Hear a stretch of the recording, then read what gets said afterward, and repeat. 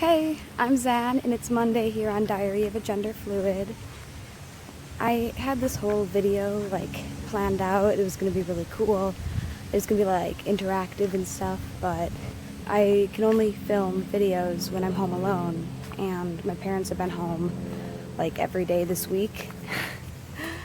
So now you get this improvised walk through the woods. It took me 10 minutes to get to the woods, and my parents, I guess you could call it sneaking out. They were both taking naps, and I quietly put my shoes on and walked out the door. I mean, it's not like I'm not allowed to leave. I'm definitely allowed to leave. I have a car and stuff. It's just why? I don't know what I'm gonna tell them, why did I disappear? Can't just say I went for a walk, because honestly, I don't really go for many walks, but this looks like it's gonna be a lot of fun. I'm gonna climb that.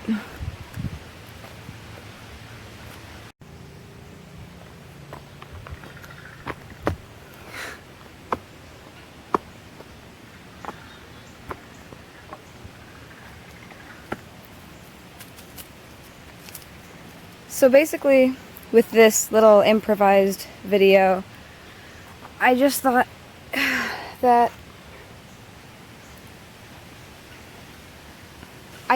that it could be fun to talk about cosplay.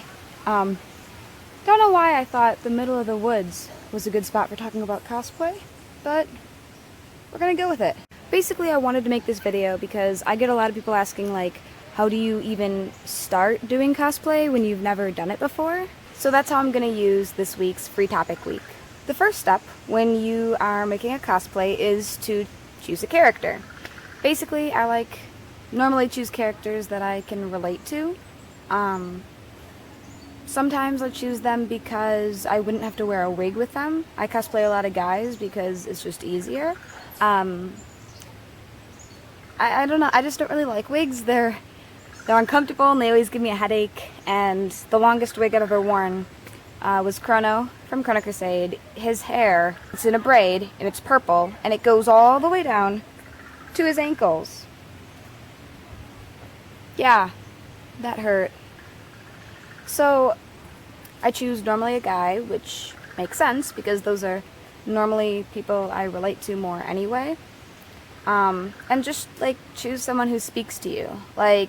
You first choose a TV show or an anime or whatever that you want it to be from, and then just choose the character that you feel you would be if you were to put yourself into the situation. Now that you have a character, the first thing you gotta do with your character is Google Images. You search the character's name and then the words full outfit or whoa.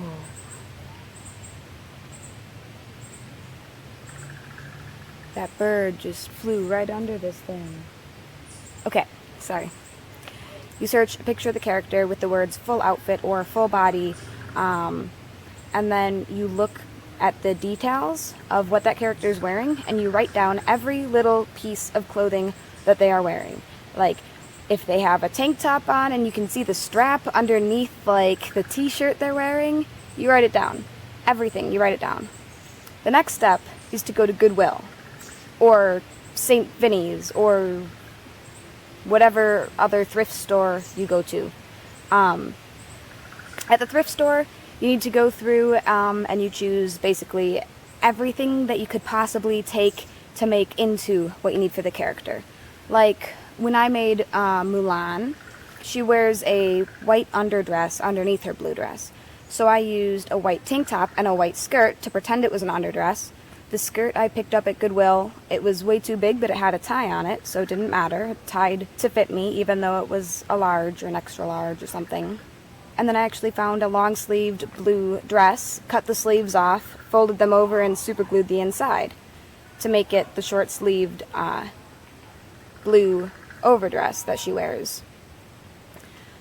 So you just gotta basically, do that. I have huge lists in my phone of so many different characters, all the different clothing articles that they wear.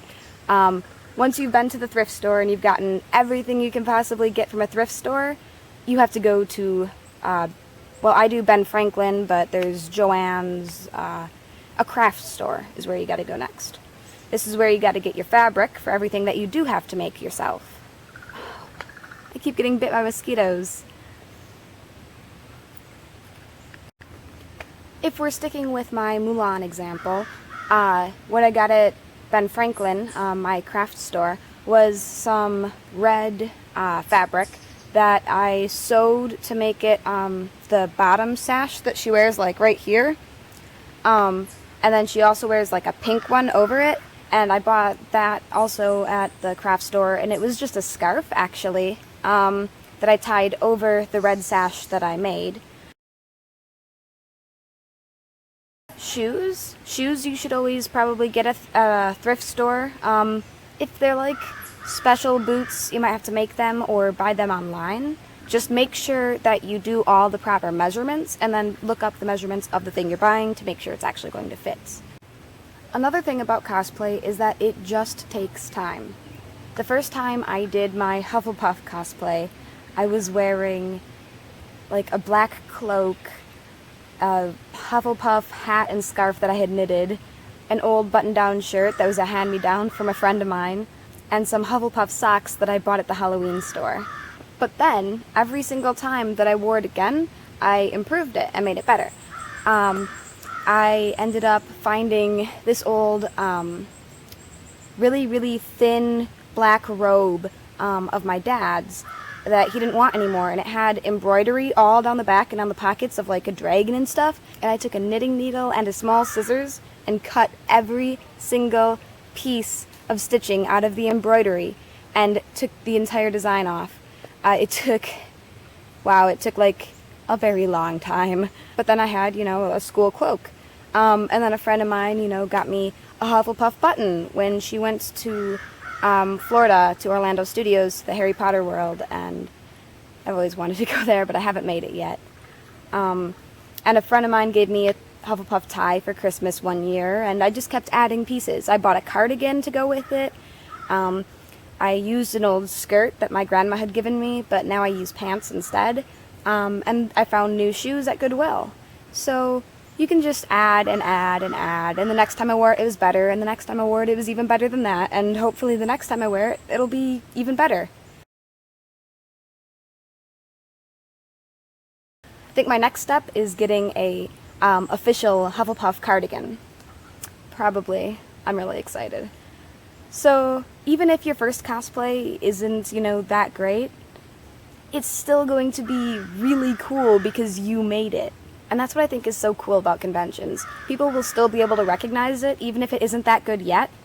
And people are going to be really excited when they see a character they love being portrayed by another person who loves it. And here's something else about me. I'm terrified of bees.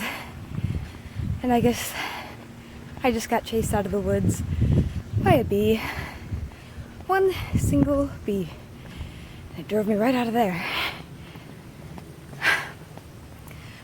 Alright, I think that was everything I had to say about cosplay anyway, so I'll see you next Monday.